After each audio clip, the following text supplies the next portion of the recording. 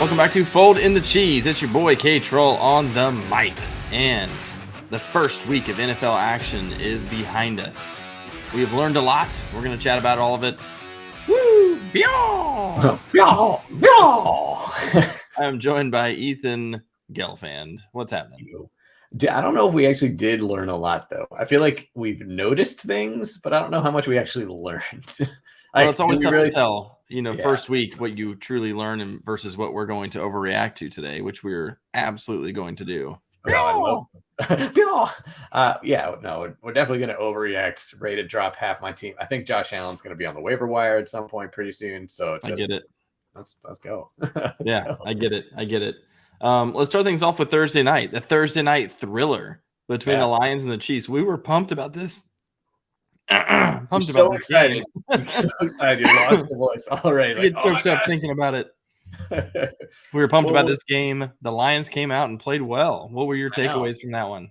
Well, I think the takeaways are that the Chiefs, we've always said that, Mahomes can throw it to anybody out there and he's going to get 5,000 yards in a season and still score, 40 touchdowns. It's not going to matter. But, without the Travis Kelce out there, the thing was, he was always that safety valve. And so with him gone, that safety valve is out, not even an option. So now you're putting all this heavy emphasis on these second, third, fourth tier receivers, and they showed their true colors. And, he can only do so much. How many times was he like this when he would make a pass? I mean, the pick 6 against him was literally in Tony's hands. Yeah, there's a great picture of him looking like he's holding the ball as if he had just caught it. It's like, this ended up being an interception. Pick 6. So, I mean, I think what it just showed us is that he is mortal in the sense that he can only do so much. He can only make the pinpoint pass, and yet someone still has to receive it and catch it. So it's wild. I mean, we just always assumed for this long that it didn't matter who it was. He's going to spread the ball around and they'll make the plays they need to, but they just didn't. And I mean, that's obviously speaks volumes to who Travis Kelce is and how great he can do and what he can do on the field. So thanks. I think that was probably the biggest takeaway for me. And don't get me wrong, the Lions had a great game plan. They played very well. They executed when they needed to. But it also just speaks to what the Chiefs are lacking right now. Yeah, I agree. I do think it seems like when it rains, it pours in these situations where you're not going to see that same output from the Chiefs receivers in another week. And had they not dropped all those passes, this game could have been very, very different.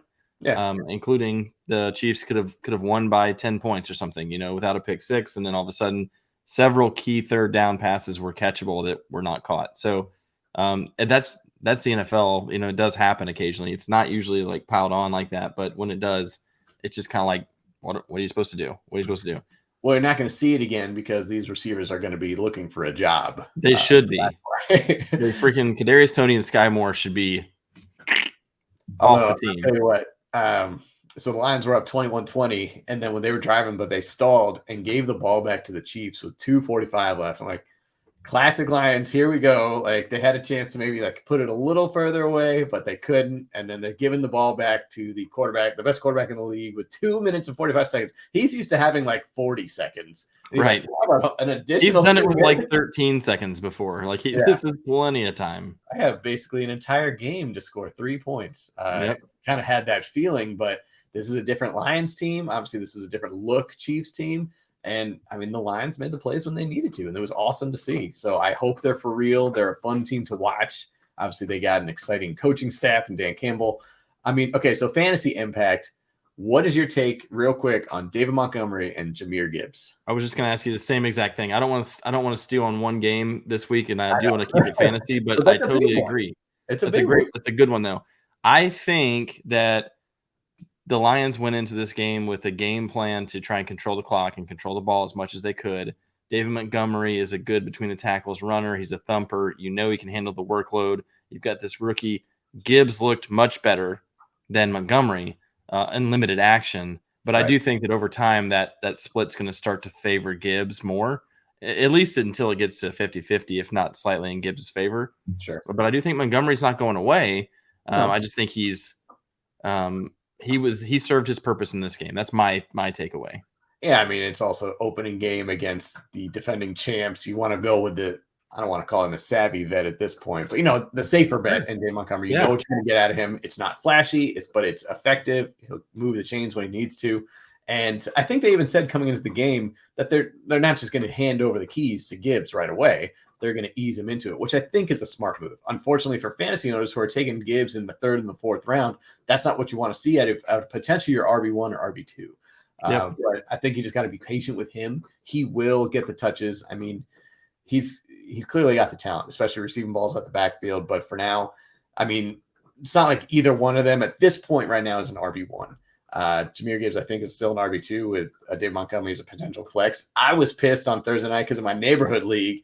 Dude, I was playing had Jared Goff, Amon-Ra, and David Montgomery. So going into the game, I was like, Amon-Ra is always a beast. Montgomery, he's not going to do garbage.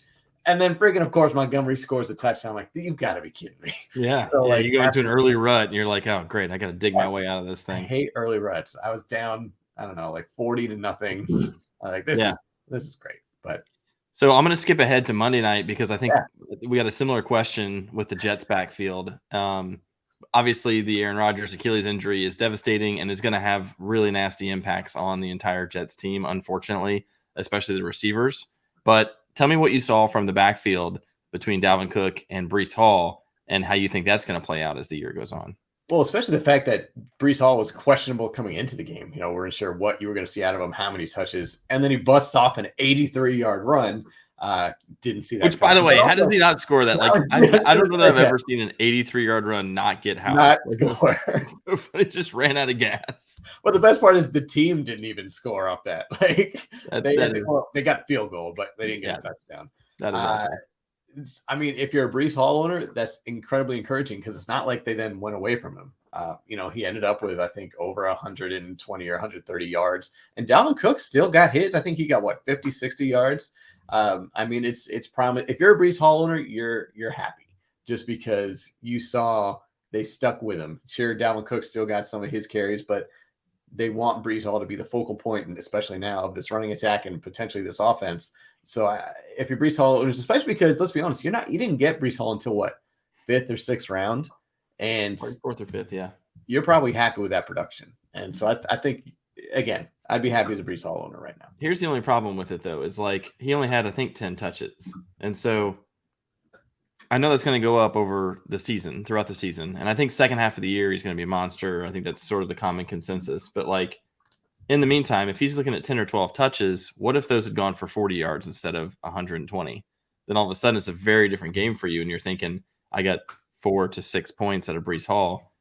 You're not okay with that because you did have to pay, 4th, 5th, 6th round, whatever it was, you had to pay a decent premium, So 12 attempts, he had 10 attempts, 2 targets, 1 reception. He did have 20-yard receptions. That's nice. That helped. That helped. 10 rushes for 127 yards.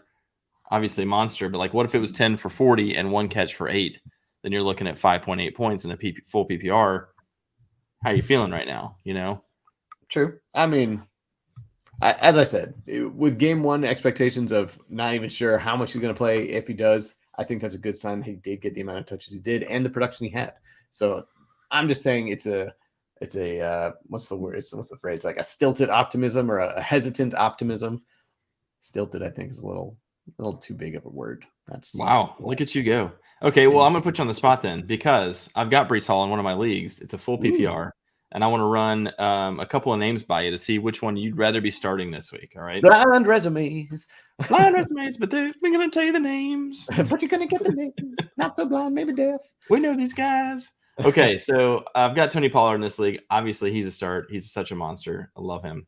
Yep. So I've also got this combination of players: James Cook, Raheem Mostert, Breece Hall, Khalil Herbert, Samaje Perine. All right. Mm-hmm. A bunch of startable, decent options. Sure. And obviously matchup does matter, right? I was going to say, you then start to look at matchups for sure. But yeah. But so let's even pull Perine out of that because we saw Javonte Williams carry. I mean, it was about 50-50 split, but Williams is there doing his thing. So it's not going to be the Perine show the first couple weeks like we maybe hoped it would be, just to give us some clarity. So now we're looking at Khalil Herbert, Raheem Mostert, James Cook, and Breece Hall. I think when healthy, he's better than all those guys, undoubtedly. But where do you start them right now in this season? Right now, Again, am I taking matchups into consideration? Because I'm looking at the Jets, they're playing the Cowboys, and that I don't want to see him go up against Micah Parsons. So Yep. I'm looking So at that's a perfect question. You got Mostert's got New England. You don't love that. James but Cook's got Vegas. Much better lineup there. Much better. So honestly, again, looking at the matchups, I'm going to go with James Cook there. Okay. What about between the other three? Mostert, Khalil Herbert, who's got Tampa Bay, and Breece Hall.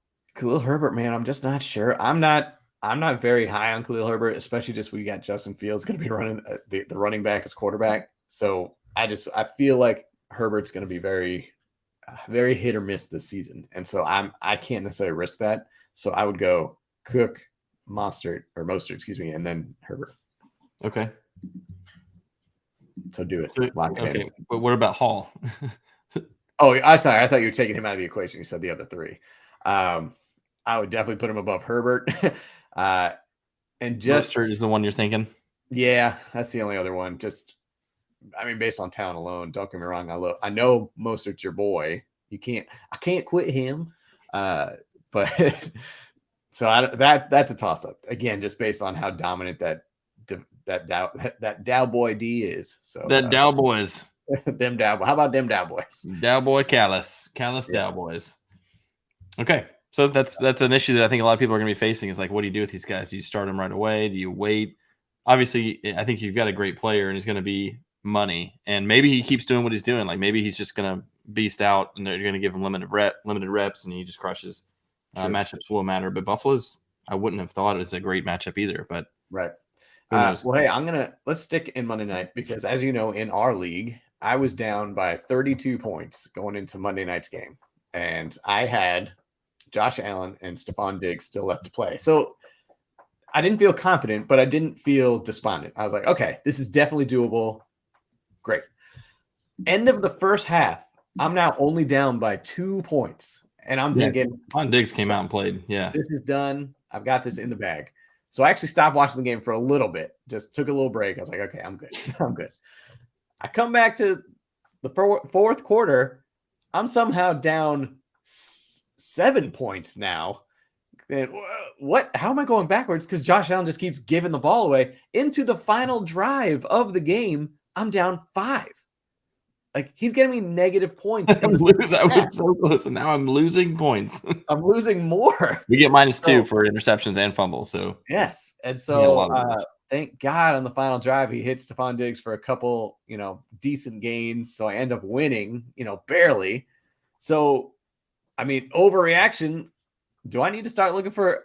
Here I am this season saying I'm drafting my franchise quarterback in the second round, and here I go and do it. Dude gets me 11 points. Granted, I won only because the guy was playing D Raids. Joe Burrow got him a 3 spot. So on a normal week, that ain't going to cut it. So am I in already panic mode over my quarterback or what? Dude, calm down. Calm down about Josh Allen. I'm overreacting, Kemper. I can't calm down. We can overreact about a lot of things today, but Josh Allen is not one of them. I'm not going to overreact about that. Okay, then I started the Jets. But here's the problem then. I started going down a rabbit hole and reading more about Josh Allen because, yes, I've followed him throughout. He has led the league in turnovers over the past 6 years. And I know the first couple years of his career were rocky. They weren't the best. But he has the most turnovers in this span. He led the league in interceptions last year or turnovers total last year. So it's just now I'm freaking out, man. I'm overreacting. And yet, where did he finish in fantasy last year? Yeah. Right? Yeah. I mean, that's what you have to look at is like, yeah, that's great. That's fantastic. I'll tell you right QB3, right? QB3. QB2. Hurts and he was 2? QB2. In our league, he was QB2 behind Mahomes. That's it. Okay. I didn't know if Hurts passed him.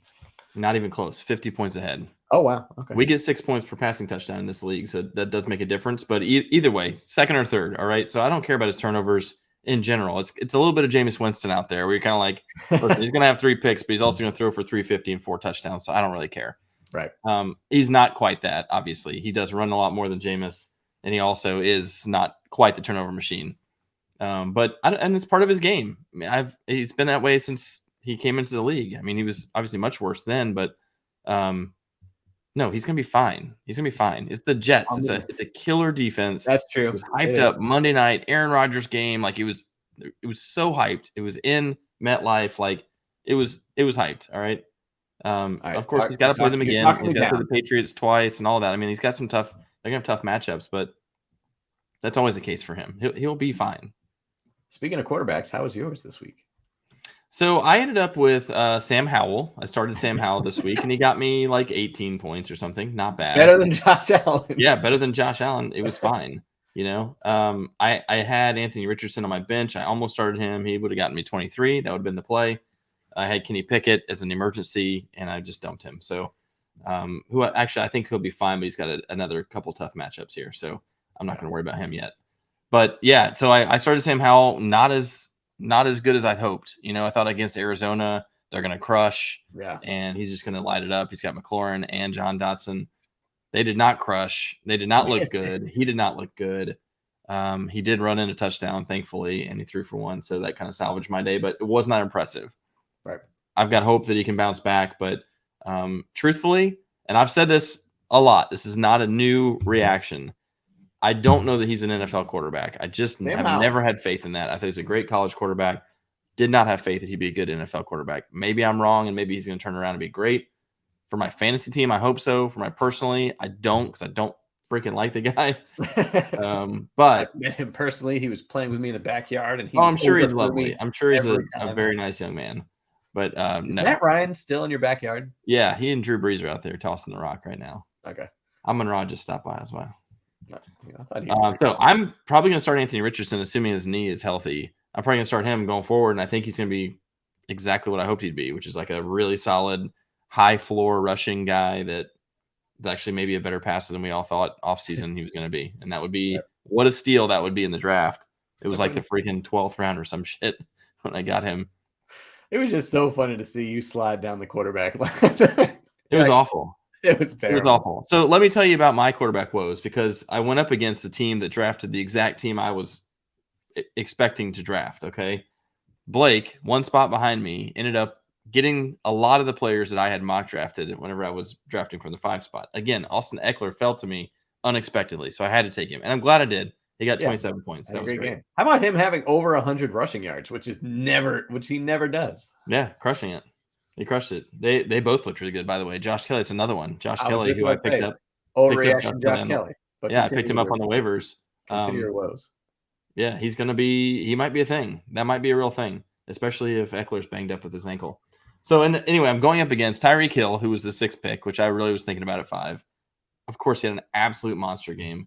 Tony Pollard, who I wanted on the way back through, who I mocked every time. Tyreek Hill, Tony Pollard.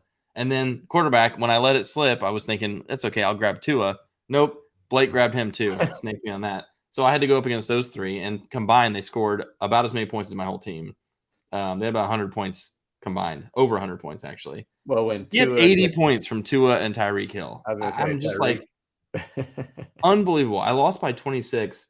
If they would have only scored like 55 between the two of them, I would have won. Which is still like a good week. An amazing week. It'd be like Tua for 30 and Tyreek for 25. Those both would have been like well above their projections. That would have been great. If they hit their projections, I'd have won by 20. Nope. JK. Nope. Okay. Nope.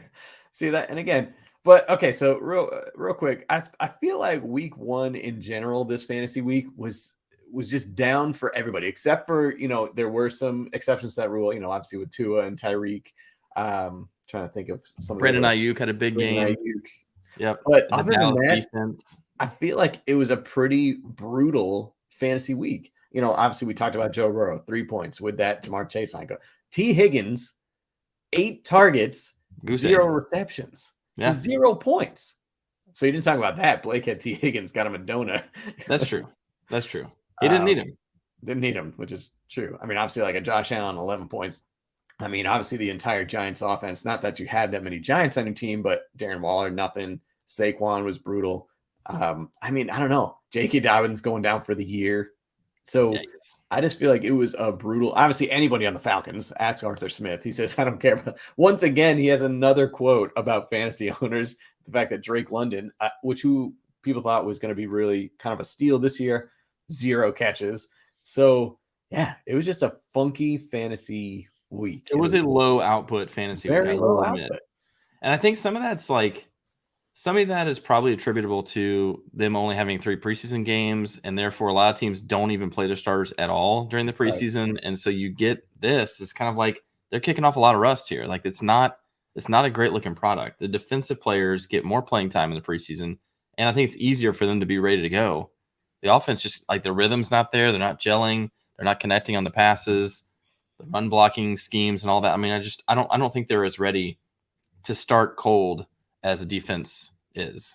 And so I think you see some of this. I'm not shocked, and we probably should manage expectations going forward in future seasons. Like first week's probably going to be kind of lower output. Pretty gross. Here's hoping you get those couple players that blow up because otherwise you're in trouble. I do have to tout my my neighborhood league. I kind of beasted this week. I had the highest score. I almost had the biggest blowout. I had over 160 points, and because I had so and imagine this: Joe Burrow was my quarterback, so I got 3 points out of him. But then I had Stephon Diggs, Tyreek Hill, Calvin Ridley, and Aaron Jones all going over. I think the lowest score of those four was 22 points. So what a nasty threesome of receivers! Good grief. That was pretty good. Okay, but we talked about managing expectations. So let's go to the flip side of that. Kemper, give me 2 of your overreactions from this week 1. 2 overreactions, fantasy-wise. 2 of my overreactions. Second-year quarterbacks Sam Howell and Kenny Pickett don't belong in the NFL. Okay, I don't know if that's the true overreaction, but maybe the Kenny Pickett. Okay, so they don't. What else? The Falcons should not have drafted Bijan Robinson. Ooh. Okay. Yeah. Tyler Algier crushed it. Like, it's just the system. It's the system and volume. And why did you go spend a pick on Bijan Robinson if you're not going to use him? I mean, yeah. Or, like, you don't really need him. Yes, he is better than Tyler Algier, no doubt. But Tyler Algier is getting the job done. So, like, there's no reason to throw it in there. Cordarrelle Patterson, still got him. He still probably got some juice. They were doing it last year with Caleb Huntley. Like, anyone throw insert name here can go into that offense and run the ball. So, therefore, why did you draft Bijan Robinson? But then let me back up. Why did you draft Drake London? Let me back up. Why did you draft Kyle Pitts? You should be stacking your defense and your offensive line and just let your system run itself. And then who cares at that point? Okay. You know? So piggybacking on that, are you overreacting about Bijan and whether or not he's worth or most people are drafting him in the first round, if not early second? Is that an overreaction to being like, oh crap, I regret this decision? Sure. Yeah, sure. I think he's going to be trade him now. Overreaction. Cut Bijan. No, I think he's totally going to have a great year, and that pendulum probably will swing, but I don't know, maybe not. It's a good formula. It worked for them, and as you hear Arthur Smith, like that's all he cares about is like if the formula works, I'm not changing it. So we may not see as much of the workload for Bijan as we hoped, and I think every historical there's a lot of all the podcasts are talking about running backs taken in the first round, particularly in the first 15 picks, get these very predictably super high workloads. It's like 300 plus touches guaranteed because it's happened every single time.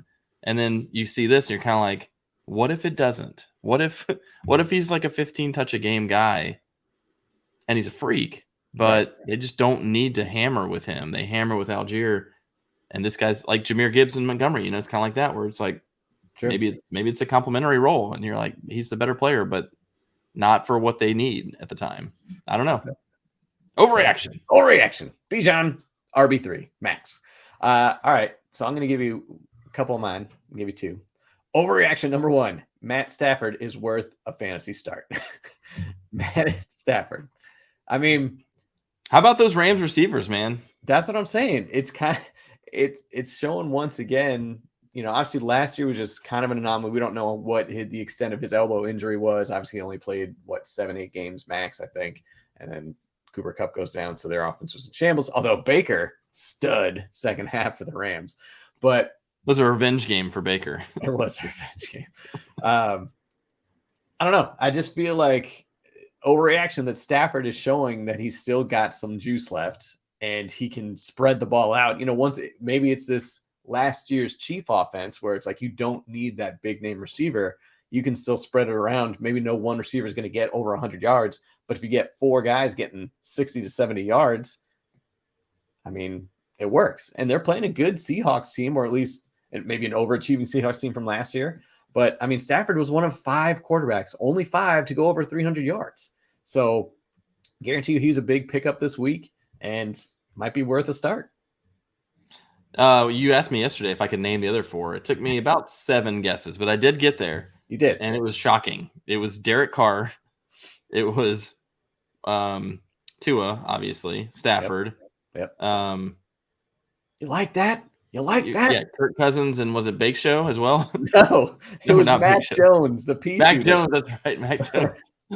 I think I asked Bake Show yesterday too. Anyway, those are 5 random people to have gone over 300 in the first week. The 201 is probably the only one that made any sense. And I mean, Kirk Cousins. I was going to say, you could throw Kirk Cousins in there. He's been decently consistent the past few years. Nothing flashy, but he'll get you 270 to 300 yards.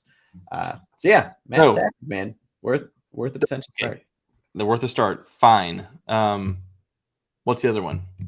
My other overreaction is that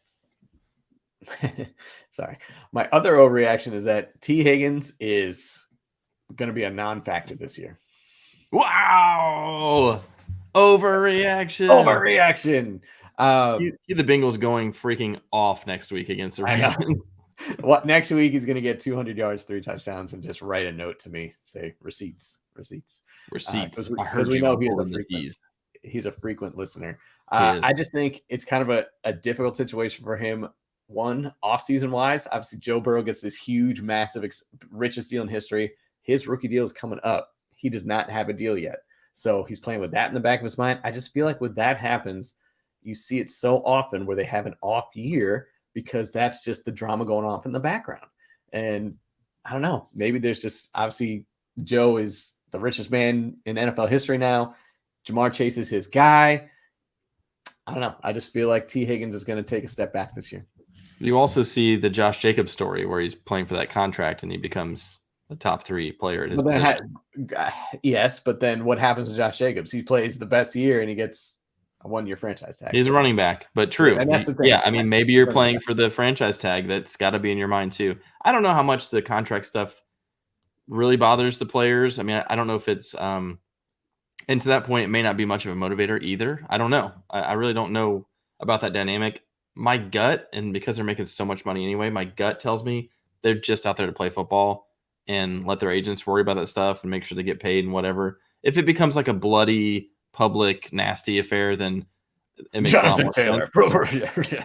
Yeah, that makes more sense. And his play could be impacted by it. But like the Bengals love T. Higgins. The fans love T. Higgins. He's had a great career so far. He's still super young. Like that guy's got a nice career ahead of him. This segment is not called rationalization. This segment is called overreaction. Okay, you're right. He's done. He's probably never going to play again. He's never going to play. Not even just not produce. He's just not going to play again. He's done. He's done. He's absolutely done. How about, okay, so this is not an overreaction, but I want to hear about the Eagles backfield. How surprised were you that Kenneth Gainwell get all the work? Rashad Penny's a healthy scratch. And DeAndre Swift got 2 touches. I don't know, man. I mean, that's just wild. Like, why even trade for DeAndre Swift? I mean, granted, you got him at discount, which is a good value. You sign Rashad Penny, and then don't even. I mean, I guess I wasn't there in OTAs. I wasn't there in training camp to see what kind of was going on behind the scenes, but that's just wild, right? I mean, is this going to be kind of once again a rotating backfield? I know Miles Sanders was the lead dog definitely last year, but the season prior, it was him and Boston Scott and Kenneth Gainwell and Jordan Howard and random guys. Yeah. Right. So is it just going to be this committee again? Or is Gainwell, do you think Gainwell is the guy? I think Gainwell's the guy, and the other guys will mix in whatever packages they need them to. So Swift will be a pass catcher. If Penny's playing, he'll be a thumper. If not, Boston Scott's weirdly their thumper, like goal line back. I think, and this is a real cheap comparison because he's also from Memphis. But I think it's Gainwell's kind of their Tony Pollard is their thought is like he's the explosive, multifaceted player. Can he handle the workload? I don't know. He's a little small. So they're not real sure. And he's already kind of dinged up right now. So, but if he can, I think he's a smash. And I think he's a hell of a value, where he was going in the drafts. If drafted at all, it was real late. Yeah.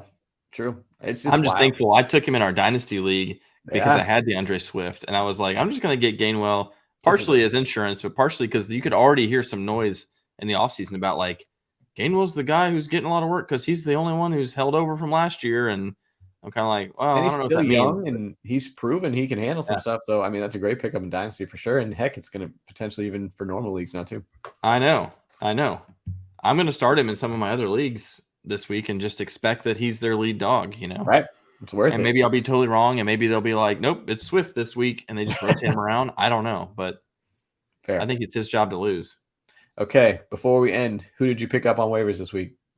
I picked up Josh Kelly. I tried to get Puka Nacua, and obviously did not. I tried to get Kenneth Gainwell and did not. But Josh Kelly makes perfect sense for me too because I've got Eckler. So it's nice for me to have the insurance. But also, if this is a real thing, we saw this a lot this weekend, man. I can't get over how many backfields we saw two guys kind of go off, Yeah. That happened a lot. And so I don't know if that cuts into the lead back that much or if it just shows that teams can do it with more than one guy. I don't know, but that was interesting. He ran very well. I don't know. It's just bizarre to me. I tried to pick up Gus Edwards. I failed. Yeah. And the other one I tried to get was in my neighborhood league, trying to get Kenneth Gainwell, but I failed. Yep. So those are my two, and I just missed. I guess this dude I actually have on my dynasty. Is this guy worth a look?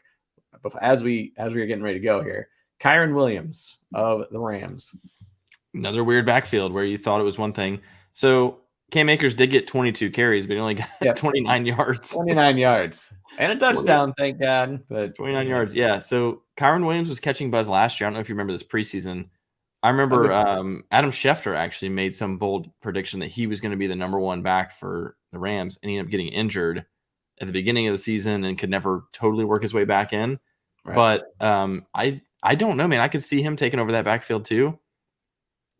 Akers did not look good, and I really expected he would this year, another year removed from the injury. So I don't know. I would be very nervous about that. I wouldn't start Kyron Williams yet. I'd see at least one more game to see how it shakes out. If Akers gets the same workload as he did this past game and turns it into a lot more productive day, maybe we kind of cool down a little bit. If not, Kyron Williams show. Let's go. Why not? The Rams I think the Rams are kind of in like why not mode anyway. True. That's true. Let's just see what sticks. Worth a shot. Right. By the way, I love our new sets. I like that we really ramped up our work areas. It's the production is gone way up, and hey, we got paid, so we got paid. Obviously, we're going to the big leagues now. All right, man. Well, games are coming up. Thursday night game is going to be an exciting one. Weird that there are 2 Monday night games this week. I don't know if I like that, but it's probably because they're crappy games. Week 2. Let's see if maybe the fantasy implications kind of calm down a little bit. Maybe get back to a sense of normalcy. But until next time, keep on folding. Fold it.